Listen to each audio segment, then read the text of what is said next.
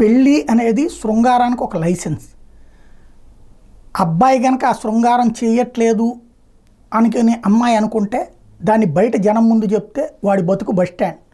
కోర్టుకి వెళ్తే విడాకులు వేగంగా వస్తాయి.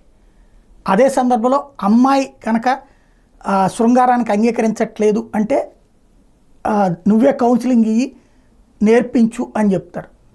అలాగని విడాకులు ఇవ్వరు. ఒకవేళ దాన్ని జ్యుడిషియల్ సపరేషనే పెడతారు. పైగా అమ్మాయిని పోషించే బాధ్యత పెడతారు.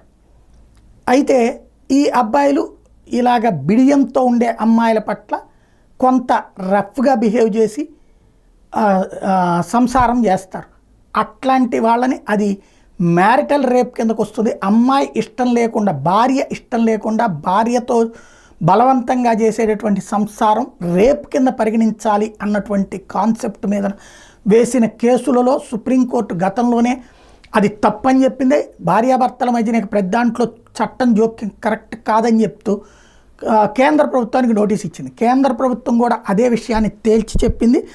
భార్యతో ఆమె ఇష్టానికి విరుద్ధంగా భర్త సంభోగంలో పాల్గొనడాన్ని మ్యారిటల్ రేప్ నేరంగా పరిగణించే ప్రతిపాదన ఏదీ లేదని కేంద్ర ప్రభుత్వం స్పష్టం చేసింది. భార్య వయసు 18 ఏళ్ళు దాటి ఉంటే ఆమెతో భర్త బలవంతంగా లైంగిక కార్యం జరిపిన నేరం కాదని వెల్లడించింది. ఒకవేళ ఆమె వయసు 18 ఏళ్ల లోపు ఉంటే ఆ లైంగిక కార్యం నేరమేనని ఉద్ఘాటించింది. ఈ మేరకు కేంద్ర హోంశాఖ సహాయ మంత్రి బండి సంజయ్ కుమార్ బుధవారం రాజ్యసభలో సమాధానం ఇచ్చారు.